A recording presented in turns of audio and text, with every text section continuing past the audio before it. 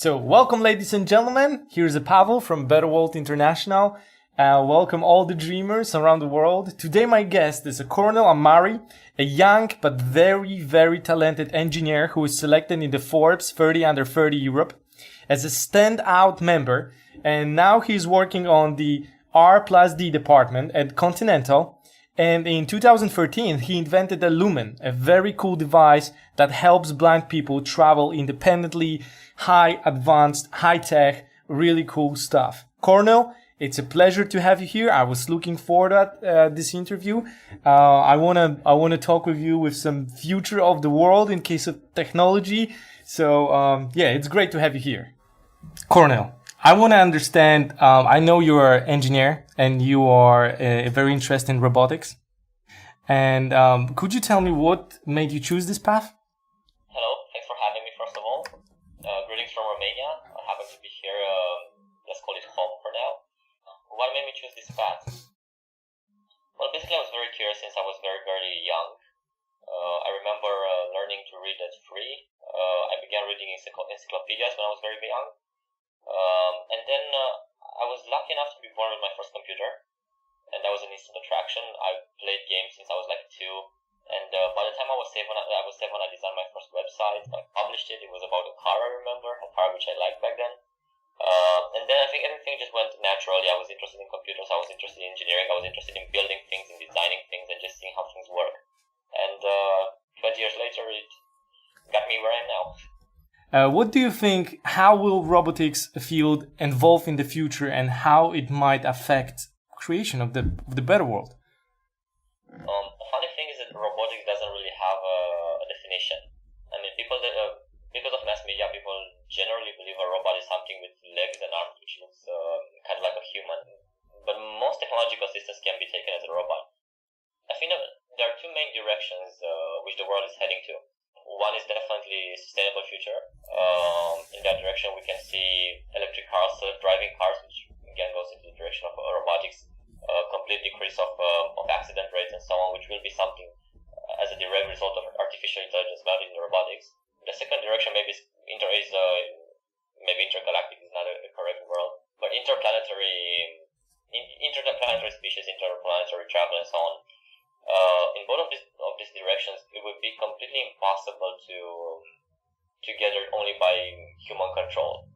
So I think the most interesting part for robotics and in general artificial intelligence and automatics for the next few years would be exactly how we can tailor it to do exactly what we want to, keep control over it so we don't end up in a matrix situation, and make sure that it can accomplish the goals which we're trying to get to.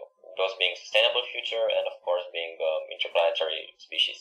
Once we get there, looking in a very, very long-term vision, I think that we're basically in a much better position to right now. So I heard a lot about, the artificial intelligence that, I heard a lot that humans should be afraid of that actually, and so I want to ask you, what do you think about this one in creation? Because this is direction, I think the Google they developing this one, and I even heard that Elon Musk started, even that before he was telling that it's a very dangerous toy.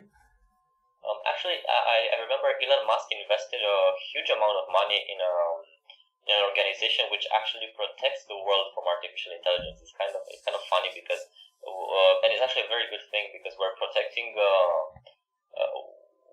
We are considering further outcomes which are not there yet. I mean, artificial intelligence is not that powerful yet to take control over the world as the Terminator movies made it very, very popular. But it's definitely a very good thing that people are thinking that in the future that might happen. That's already happening these days. I mean, I can think in a car perspective, there are so many systems which try to make you not have, for example, a car crash, like automatic braking and so on, which in so many situations can give errors and actually lead to a crash.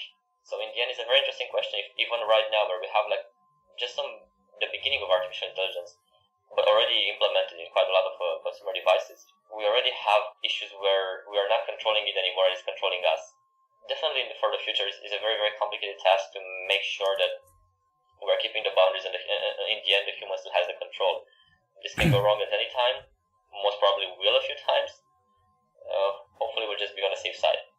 Cornel, I'm really interesting because one part is robotics, and I need to admit I don't really understand what is robotics, how it's different by the engineering. I'm not the tech guy. I want to ask about your invention and how this is, are we connected this with the robotics subject, or this is something completely different and we call that engineering? So how I should look at that? I would define robotics as something even bigger than engineering, because it's connecting engineering with things like social arts and other similar aspects. But yes, related to my invention, it is related. Actually, for looking back in my past, I was basically building robots for 10 years until I got into inventing Lumen, which is in the end a blind assisting device. It works together with a human. So it's not completely an autonomous robot. However, considering how much the humans are depending on it, you can definitely call it a robot in the end. It actually controls the human more than the human controls it. If you could tell us in your words, I know you're going to tell about this the best. What is the Lumen? Basically, Lumen is a blind assisting device. What I realized a few years ago was that the only solution for people who have visual impairment are basically the guide dogs. In the end, there are only like 20,000 guide dogs for a population of 40 million people with visual handicap. So that was just not right. I mean, there's so much technology around now. I was thinking, what can we do for this? And I began studying human vision. And in the end, I realized the following thing. The main goal of the human eyes is not actually to perceive shape or color, it's just to perceive distance. So you know that there's something in front of you, something to your left, and so on. Mm-hmm. So what Lumen definitely is right now, it's a system for aiding visually impaired people by taking what they cannot do, taking normal vision and transferring it to other senses. For example, like tactile senses or temperature, so on. Put in a more high-tech word, it basically takes the spatial characteristics of the environment in front of the user and transforms it into electrical impulses which go to the brain. So it does exactly what the eyes cannot do, but it does it by using other senses. You put it on like a pair of glasses and you begin feeling some electrical impulses on your forehead. Those electrical impulses correspond to exactly what's in front of you. So with time, you can actually understand that a slight vibration might mean an object to your left with these dimensions, or you can actually feel it an object to your right, an object to your left, and how far they are. I remember a few years ago we did one of the first tests. Actually, in the first time we put it on a visually impaired person. After like 20 minutes of usage, he was able to walk through open doors without touching them. He was able to realize that there's an open door in front of it and just pass through it. I understand it's a huge help for the blind people, how they can function in the normal society, and by using different senses to actually to know what's going on around them, right? Yeah, to put it a bit in perspective, it's almost like regaining around 10% of human eyesight, of normal vision. So after weeks of training, you can actually regain around 10% of the power of sight. You cannot understand color, you can understand some shape, for example, you cannot detect exactly the keys on a keyboard, but you might be able to understand that that's a keyboard and how far in front of you it is without touching it. And you can walk on the streets. You don't need a walking cane anymore. You don't need a guide assisting dog, and it's definitely something which is which can really change a lot of lives. Cornel, when it would be available on the market for everybody would be able to afford this, or it's not working like this? If you could tell us some more about this one. So the interesting part about the system is that it works brilliantly in laboratory conditions. There are some technical problems with the sensors, and it works 90% of the time outside. So 90% of the time there's no problem. It works on the street. It works everywhere. Problem is, for such a system, it has to work 99.9% of the time. If it gives an error in a critical moment, for example, you're crossing, you want to cross a street or something like that, it just cannot give an error in that moment. And currently, the sensor technology would just reach 90%. We're pushing for the last until we get to 99.9%. Realistically talking, we will begin having outdoor experiments, open world experiments starting next year. If everything goes well, by the end of next year, the commercial product is on the street and available for everybody who needs it. We perform tests on visually impaired individuals. We had around 50 visually impaired people wearing Lumen devices in mostly indoor conditions. cannot really take it outdoors that much. It was great. 9.9% remaining until we get it on the until we get it on the streets. But that 9.9% actually means doubling the efforts. Cornel, so I'm wondering about the motivation because, for example, you have the knowledge and skills to invent almost everything, in the case of the robotics and the things you're doing. Why you chose the things which actually are helping people in case of, for example, the blind people? More of a personal story, actually. I am coming from a family of people with locomotive handicap. I was able to help them to some extent. In the end, I really found a handicap which really has absolutely no cure. Accidentally I found it. I was actually thinking of a completely different thing, and I realized that, wait, there's actually nothing to help a visually impaired or a blind person. And I had an idea.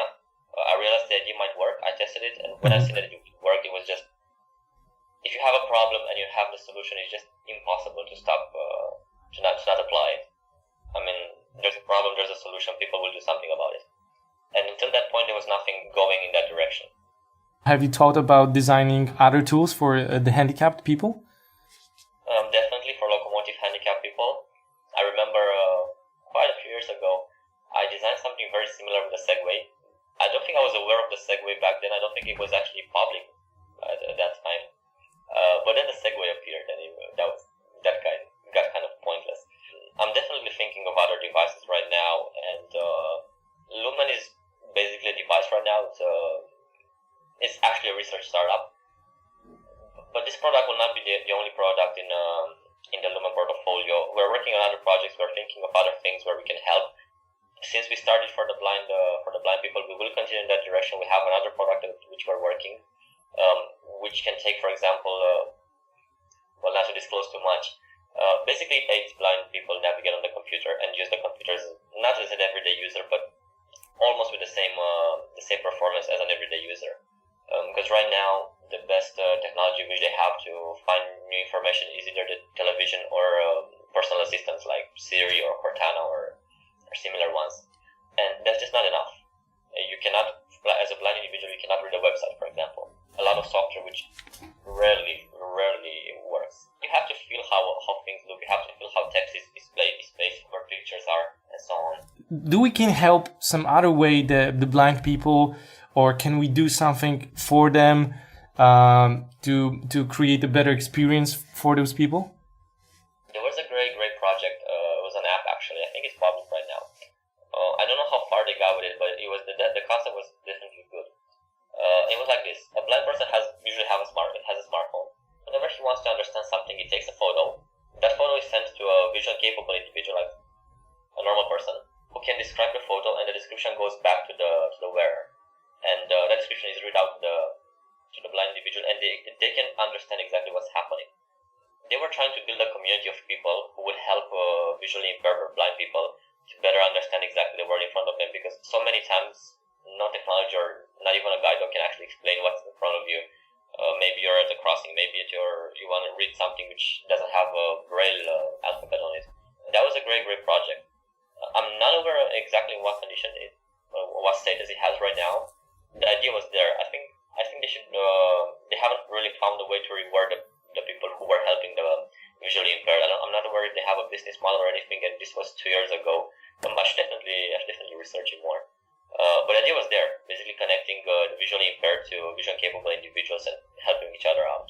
So I understand that we could find and research this app and basically sign up, and we could, as users who are not blind, we could receive some things and we could respond in real time and help the blind people to have the good life experience.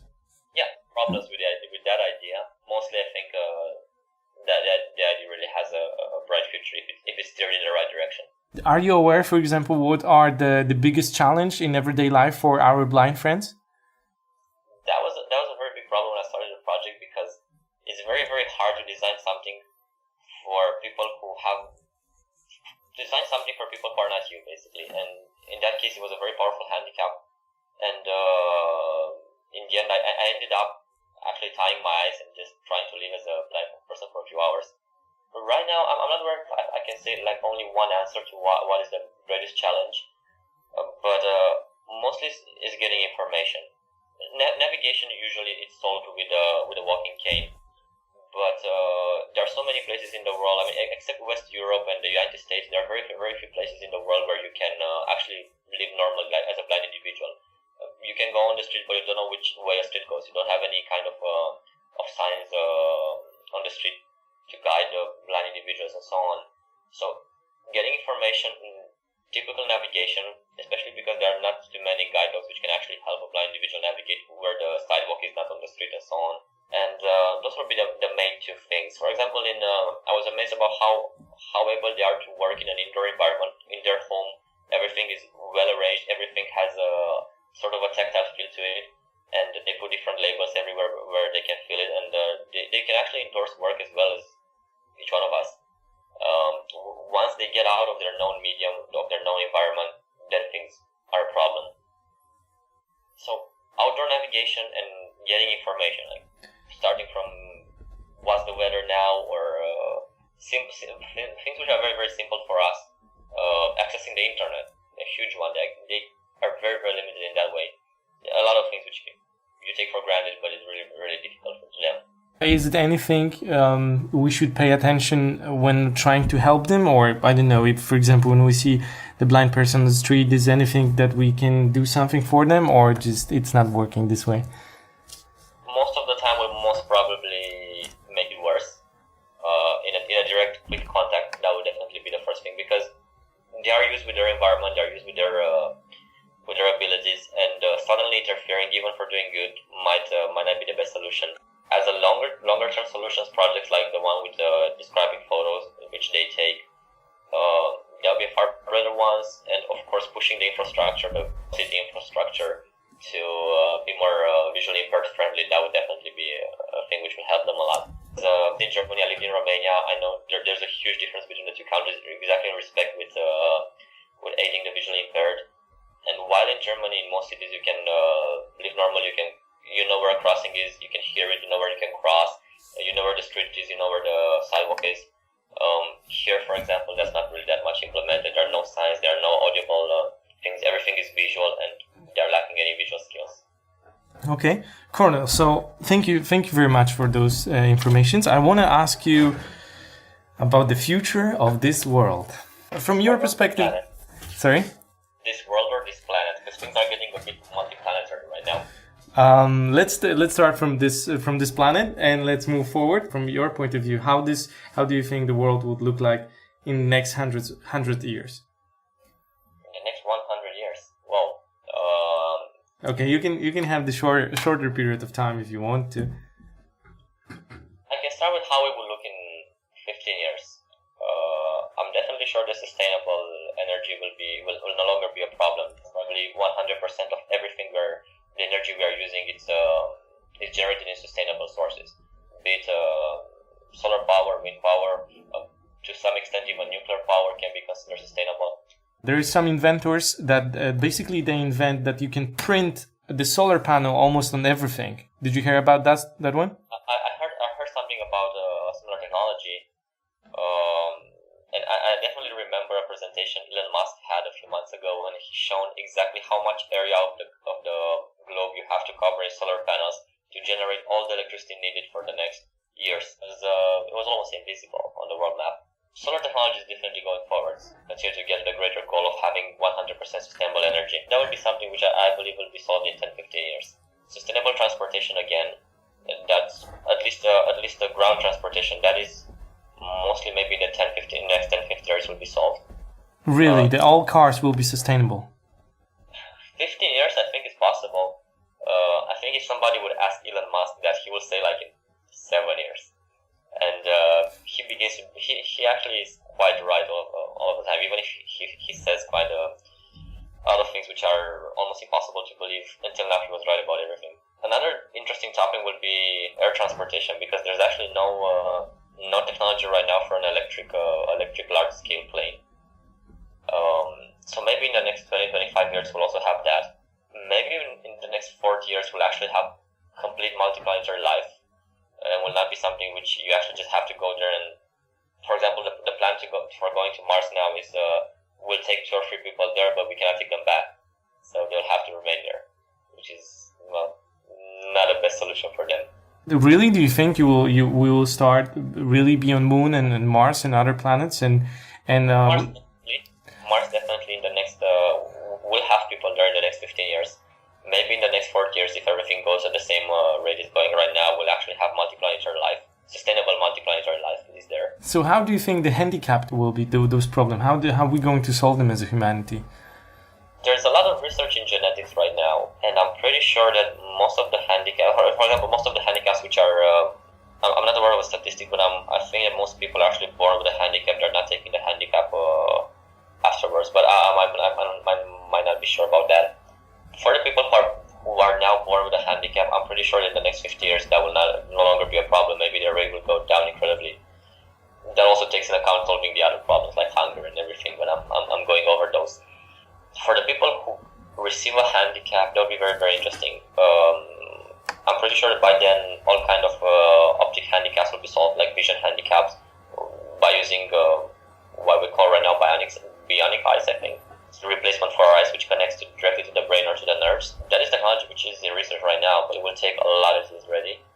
Another thing for locomotive handicaps, most probably the prosthetics will be directly connected to the brain by then. And I think they're already having experiments in that which have some sort of success. Mostly I think handicap will be a world of the past, and if it's happening accidentally, there will be enough solutions to get to a completely normal life by then. Cornel, the biggest global challenges. For example, I remember I'm a big fan of Elon Musk. I remember that he was asked about why he was involved in solar energy and electric cars and the multiplanetary endeavors, because he was thinking that that's the biggest challenges that will move human race forward. So what is your perspective on that? How do you think right now, what are the most important things that will help the human race grow the most? Well, looking at the political situation in the last, let's call it a few years, and this is a bit of a hot topic. Many people are against globalization. Many people are with it, but definitely to achieve a greater progress of what we're doing right now, globalization has to happen first. Even if we're looking at history, most technological advances happen during wartime, which unfortunately is sad, but it's true.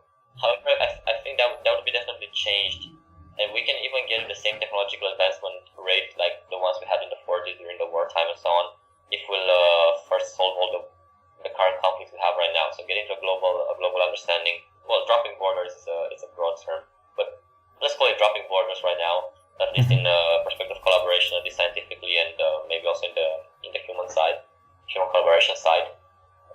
Once we get there, and we no longer have problems of not necessarily competing on the same side, but problems of conflicts getting into the way of innovation. Is it your point of view as well that in the biggest probably acceleration will start happen when we start cooperating as one big family, kind of? I do agree with that. With one thing conflicting it, competition put a man on the moon. Competition between the USSR and the USA, and I'm actually wondering what would happen if that competition never was. We would have motivation. Motivation also the word, but typically when things are typically innovation comes from bad things, from challenges, and bad things like conflict and so on, competition. But once we get over that, I'm really curious exactly how we'll motivate ourselves in the future, because I truly believe that mathematically everything will work better if we work as one. But history-wise, everything worked faster if we were great nations against each other. For example, like the US and the USSR. But we didn't have a period in the history never where all countries were cooperating together, right? Definitely, that's also maybe when there were no countries, but that would be tribal times. Actually, I think thinking right now that actually motivation to get further would be the greatest challenge after solving the problem of working as one. Because again, even if mathematically it sounds great, you add everybody and you might get a better result. It first has to be some motivation to do so, and in the past that motivation was war, that motivation was conflict usually, and now if everything goes well, we won't have that anymore. However, to generally advance in many aspects, we should definitely have a great challenge, and that's why I'm a very big fan of interplanetary life because that's a huge challenge to get there to do everything. And it's not only an engineering challenge, it's not only a technical challenge, it's a worldwide challenge, starting from acceptance of the idea, going down to the last technological aspect of it. So maybe a great vision and a great challenge, which can actually unite us, and not a challenge created by conflict. That would definitely be something which will push things forward. We actually have to have a paradigm shift between innovation by conflict to innovation by working together. I can imagine the world where is almost no countries. Even the people cultivate their languages and their culture, and they cultivate that, but we really have no boundaries, and even kind of the global government. And as I said, it's kind of sounds scary, and maybe local governments, but I pretty much think if we really want to cooperate as a one big world without limitations. So what do you think about this one? Is it the future? Or there will be some different solution on that? I don't think there's one answer to that, and I actually don't think I have one answer to that, because let's put it this way: if you take a tour of the world, you'll see some very, very different things, some very, very different people, some very different cultures. And the question is, do you want all of that to go away? How can we integrate into a global community if everybody has their own traditions? That's a huge topic which I actually don't have I have absolutely no idea how we can do it, but we are getting there. English, we're getting to something which is common between us. For example, the English language is let's call it the worldwide language right now, even if it's not by number the most popular one. We already have a lot of places where a very powerful intercultural environment happens.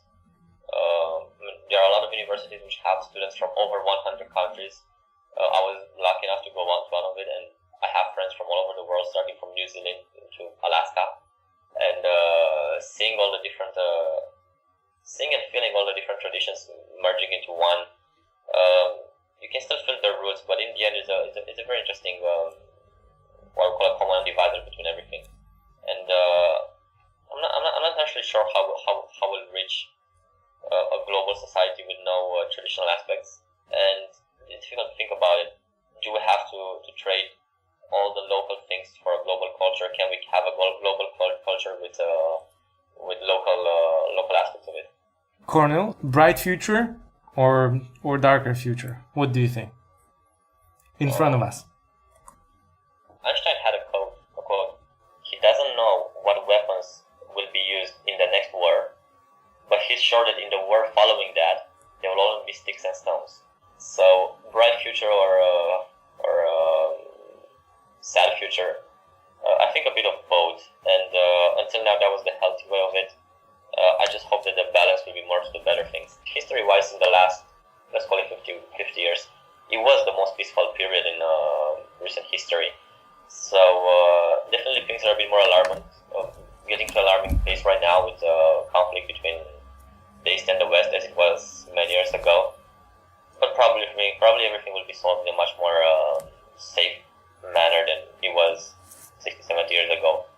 In the end, we are in a much more global community right now, so people from everywhere in the world can communicate most of it, at least.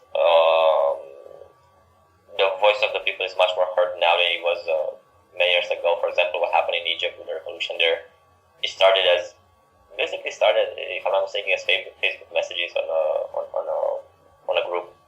So I think the world will go in the direction that the majority wants it to go, and that was not what was happening 60, 70 years ago. And now it's much easier for each individual to have a much more powerful contribution to it, regardless of position or where it is and everything about that. So I think the collective wish of the world will be exactly what is going to happen. Ladies and gentlemen, my guest was Cornel Amariei. Cornel, thank you very much.